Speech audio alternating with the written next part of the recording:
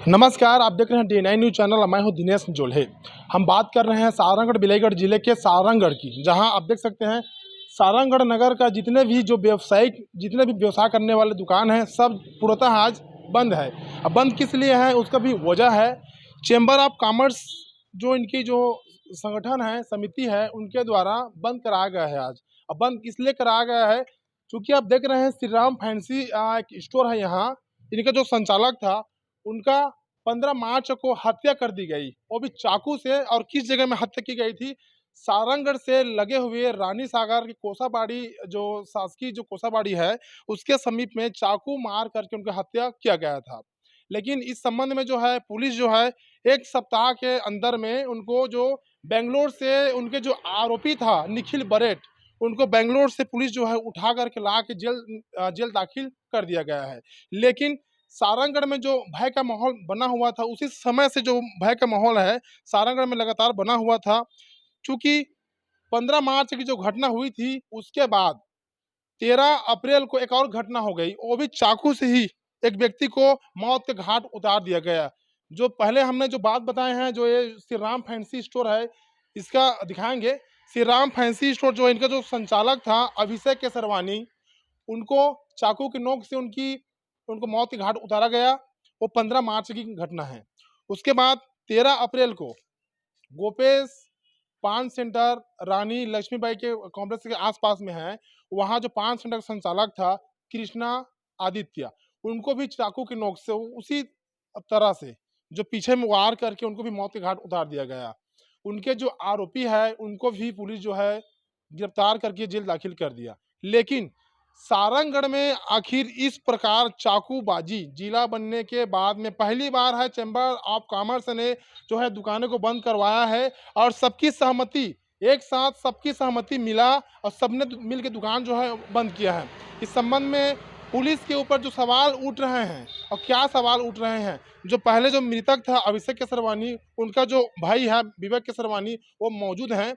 हम उनसे जानना चाहते हैं कि चैम्बर ऑफ कॉमर्स किस प्रकार से जो है सबकी सहमति लेने के बाद में जो जितने भी व्यावसायिक दुकान है, सबको बंद करवा दिया गया है। आखिर वजह क्या है इसकी? बंद करने से क्या उनको जो डर का माहौल बना हुआ है, जो डर जो व्याप्त है इनके अंदर में है, शहर में जो डर बना हुआ है, वो जो डर क्या खत्म हो जाएगा, या बंद कराने के कुछ रीजन और है, या फिर पुलिस प्रशासन जो है बंद कर देगा तो क्या वो जो हत्यारा है वो हत्या नहीं करेगा?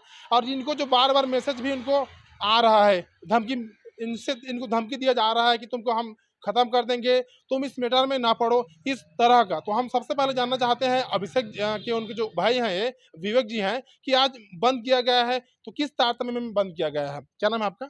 मेरा नाम विवेक केसरवानी है। अच्छा, ये जो बंद किया गया है आज पूरे चैम्बर ऑफ कॉमर्स की ओर से, इसका थोड़ा सा बताएंगे क्यों बंद किया गया है आज? जैसे कि 15 मार्च को मेरे भाई का मर्डर हो गया था, जो कि निखिल बरेट के नाम के लड़के से किया गया था। चाकू से गोद-गोद कर हत्या किया था उन्होंने। तो उस चक्कर में थाना प्रभारी ने वो केस सँभाला था, जिसमें सिर्फ़ एक ही आरोपी निखिल बरेट को उन्होंने पकड़ा और उनको जेल भेजा। और उसका 2-3 दिन 4 दिन बाद तक मैं थाना में घूमता रहा, चक्कर काटते रहा कि आरोपी को गिरफ्तार करो। उन्होंने कर भी लिया। और जैसे कि सुनने के लिए मिलता था अपन को कि इस रोड में वो हाईवे में हुआ था हत्या, और वहाँ आने-जाने वाले लोग बोलते थे कि वो 3 से 4 लोग हैं। और थाना में यहाँ थाना प्रभारी ने सिर्फ़ एक ही उसमें निखिल बरेट को अंदर किया। ठीक है, तो फिर उसके साथी जो हैं, उसके जो अलावा जो उसके मौजूद थे, वो अभी भी खुलेआम इधर-उधर घूम रहे हैं। उसके 4, 5, 6 दिन बाद मैंने थाना में जो केस हो मतलब जो थाना प्रभारी थे, उनसे असंतुष्ट होके एसपी साहब को ज्ञापन सौंपा। उसमें एसपी साहब ने बोला कि हम कार्रवाई करेंगे, पर आज से उससे 25 दिन 20 दिन हो गए। उसके बाद भी आज तक कोई कार्रवाई नहीं किया गया, ना उसके ऊपर केस के ऊपर ना और ध्यान दिया गया। एक ही आरोपी को उसके अंदर उसमें अंदर किया गया। उसके बाद केस होने के बाद ज्ञापन देने के 3, 4, 5 दिन बाद मैं फिर से एसपी साहब से मिला और उनको बताया कि जो निखिल बरेठ है, जो मेरे भाई का मर्डर किया, उनके दोस्त कुछ ज़्यादा ही हवाबाजी कर रहे हैं, तलवार चाकू लेके घूम रहे हैं तथा सबको धमकी दे रहे हैं, इधर-उधर बोल रहे हैं कि हम लोग किसी को ही मार देंगे। और एसपी को मैं ये सब एसपी के सामने ही बैठ के बोला कि सर इन लोग बहुत मतलब गुस्से में हैं और किसी को ही मार देंगे। इतना बड़ा जुल्म करने के बाद उनके अंदर बिल्कुल ही भय नहीं है। तो एसपी साहब द्वारा मेरे को आश्वासन दिया गया कि हमारे रहते ऐसा कुछ नहीं होगा। फिर उसके बाद करीब 20-25-30 दिन बाद, 30 दिन के अंदर ही दूसरा मर्डर हो गया, और वो भी उसके दोस्त ने ही किया। जो मेरा भाई का मर्डर किया था निखिल बरेट, उसने ही, उसके जिगरी यार ने ही एक और मर्डर कर दिया।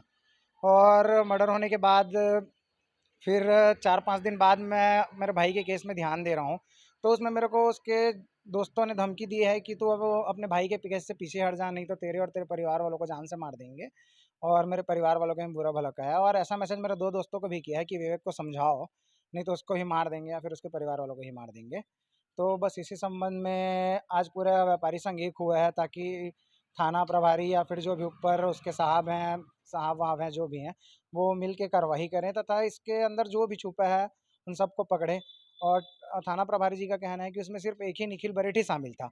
अगर एक निखिल बरेठ ही शामिल रहता तो दूसरे लड़कों द्वारा मेरे को धमकी थोड़ी ना आता। अगर निखिल बरेठ शामिल रह खाली रहता तो वो तो थाने में बैठा है, मेरे को धमकी आ रहा है, मतलब सीधी सी बात है, उसमें कोई कोई और शामिल है, तभी मेरे को धमकी दे रहे हैं कि तू केस से पीछे हट जा, पीछे मत पड़। ऐसा तो इन लोगों का चल रहा है। क्या क्या में आपको मैसेज किया गया है, जो धमकी भरा जो मैसेज था, क्या क्या के माध्यम से किया गया, वो किन किन को किया गया है? इंस्टाग्राम में किया गया है, मेरे को किया गया है, और मेरे 2 साथी हैं जो मेरे केस में थोड़ा बहुत साथ दे रहे हैं मेरे साथ।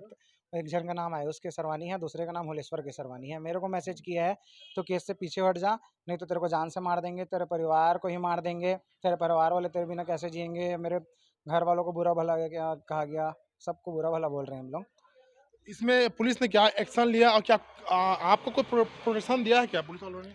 मैं कल इस संबंध में गया था थाना प्रभारी के पास। मैं करीब गया था दोपहर 11:30 बजे। उन्होंने मेरे को 2.5 घंटा बैठाया, पर 2.5 घंटा जो मैं जिस चीज़ के लिए गया था उस चीज़ के बारे में बिल्कुल ही बात नहीं किया। उल्टा मुझे 2.5 घंटे तक पूरा इधर-उधर दुनिया भर की पुरानी बातों को लेकर सुनाया गया, मेरे को बहुत चिल्लाया गया, और जो मेरे को ऊपर धमकियाँ आया उसके बारे में बिल्कुल भी नहीं बोला गया। उसके संबंध में बिल्कुल भी ध्यान नहीं दिया गया, ना तो मेरे को प्रोटेक्शन दिया गया, ना कुछ भी।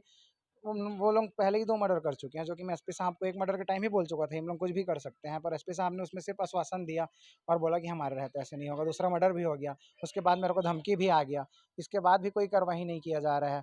अभी उन लोगों का कोई भरोसा थोड़ी ना है, 2 मर्डर कर चुके हैं, तीसरा मर्डर किसी का भी कर सकते हैं, या फिर मेरे को मैसेज किए हैं, मेरे को धमकी दी है, मेरे को ही कर सकते हैं, इसमें ज़िम्मेदारी फिर किसकी रहेगी? इसमें एक चीज़ और मैं आपको रोक रहा हूँ, जो 2 हत्या जो हुई है, वो तो कोई और था, ये हत्या जो किया एक कोई और था, तो आप दोनों को शामिल कैसे कर सकते हो फिर?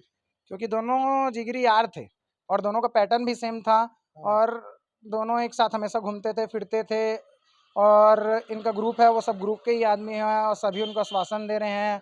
और मेरे भाई के मर्डर में जो जो शामिल थे वो मेरे को मैसेज भी कर रहे हैं, फिर भी थाना प्रभारी द्वारा बोला जा रहा है कि सिर्फ एक ही बंदा था, एक ही बंदा था, एक ही बंदा था। अगर एक ही रहता तो मेरे को धमकी क्यों देता, कोई बताओ?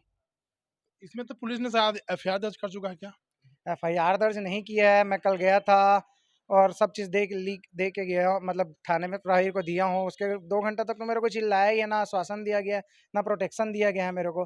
अगर मेरे को कुछ होता है तो सीधी बात है, थाना वाले ही सब साथ, थाना प्रभारी ही इसकी पूरी जिम्मेदार रहेगी मेरे को अगर कुछ हुआ तो। अच्छा, एक बात बताएंगे, आपके घर में क्या माहौल बना हुआ है इसको लेकर के, घर में सारे जब से आपको जो मैसेज प्राप्त हुई?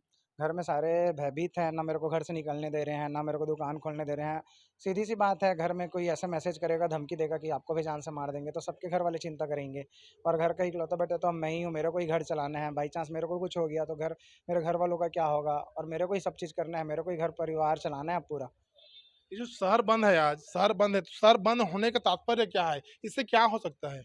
इससे मेन सबसे बड़ा रीज़न तो यही है, पूरा व्यापारी संघ साथ आया है, एकजुटता। एकजुटता साथ दिखाए हैं। जब तक हम लोग एकजुट नहीं होंगे तो सबके सबके मतलब मन में मनोबल कहाँ से आएगा, या फिर थाना प्रभारी लोगों के ऊपर प्रेशर कहाँ से पड़ेगा, जो एसपी साहब हैं उनके ऊपर प्रेशर कहाँ से पड़ेगा?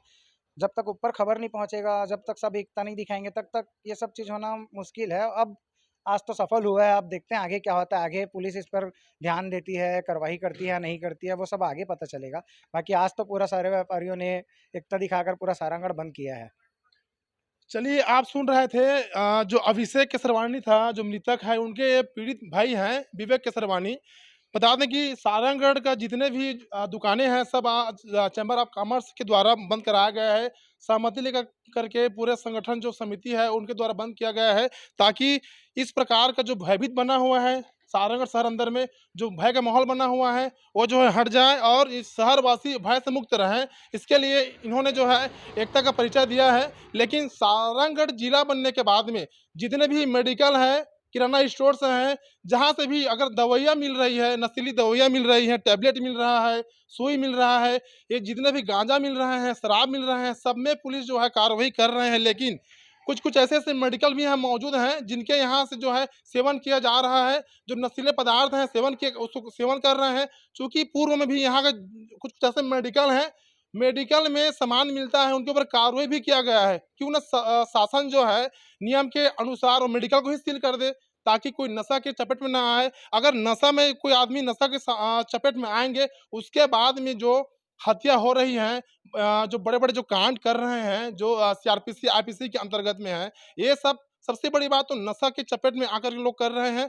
रही बात दूसरी चीज़, अगर हत्या होती है किसी का, तो लगातार उसी पैटर्न को अपना रहे हैं। 1 महीने में 2-2 हत्याएँ चाकू के नोक पर ही किया गया है।